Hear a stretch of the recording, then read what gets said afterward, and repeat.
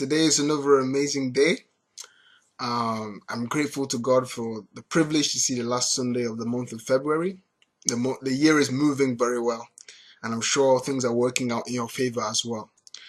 I'm currently away from home, but I went to a church that was actually, nearby where I am. And one thing I've come to understand is that, it's different churches, but it's the same God working through all of us.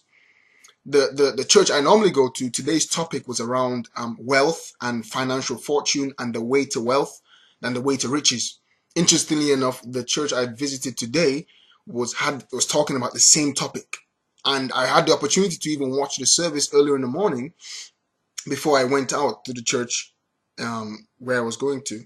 And it was the same message, similar scriptures. It's amazing. It really is amazing. And some of the statements that were made, I'm gonna have to use my notes today. I can't.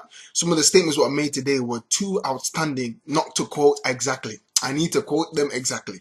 These are some of the statements that were made today. Salvation is free, but preaching it costs money. Salvation is free, but preaching it costs money. If God sends you to China, for example, to go on to preach and to inspire people and to share the good news about the word of God, you can't go to China on a bicycle. You can't go to China walking. You need to go on a plane, and going on a plane requires money. Another statement that was made today was that you need money and you cannot attract what you hate. There's some people who don't think they need money and they kind of hate wealth, and they think, if you're rich, you're not spiritual. No, if you hate wealth, you can never attract it. So the one thing that many of us need to change is this dislike of money and riches. It is nothing wrong with earning money with your diligence, hard work, and creativity. There's nothing wrong with that. And God even says, I give you power to get wealth.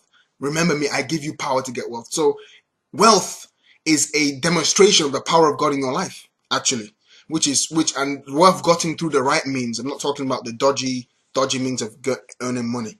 Another statement that was made today was that the reason the world is not listening to you or people, it is because you are suffering what they're suffering.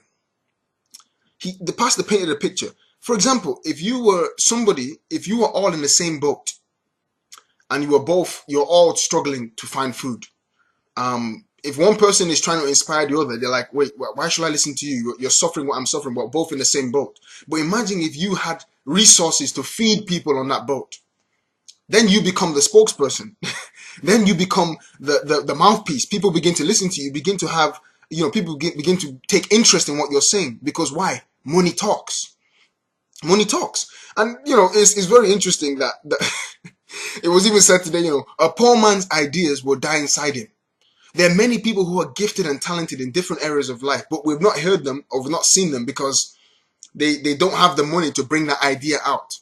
Yes, you don't necessarily need money to make money. You can have an idea, but in many cases, you need money to make money.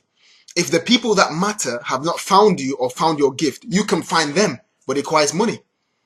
For example, I remember when I was playing football and I was going for different tryouts in different clubs. They weren't paying me. They weren't paying me to come and try out. I had to pay and go and try out. I had to pay to go to Blackpool, pay to go to Bolton, pay to go to Accrington to go and try out. So it takes money. Yes, money can eventually come out of it, but it takes money to start the journey, to move and to take steps and to announce your gift to the world. Many other things were shared today, and many of us were encouraged that and asked, if God was to bless you and to increase you, would the gospel increase or would the gospel suffer? Some people, you can't trust them with riches. That's the truth. If they were blessed today, they'll probably leave the church. If they had a certain amount of money, you won't be hearing them anymore. That's not the kind of attitude we're talking about. We're talking about people who will be blessed and will use that blessing to advance the gospel, to advance the kingdom of God, and to be a blessing to other people as well.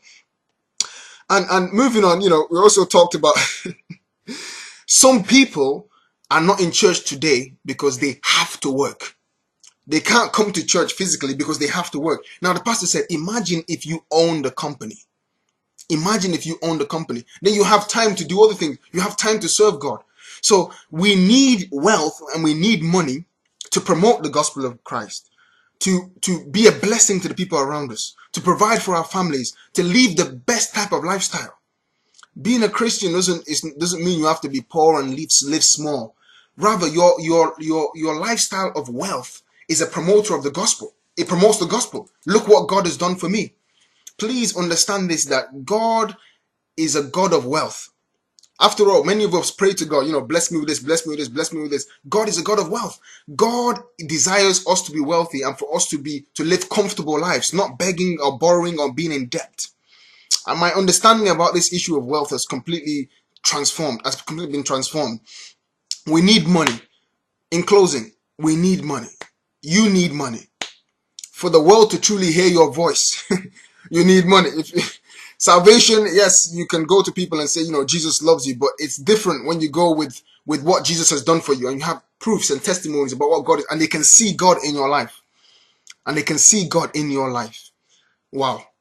I pray that God will give each and every one of us creative ideas and transform our lives and launch us to the realm of supernatural wealth, where we'll be promoting the gospel without stress.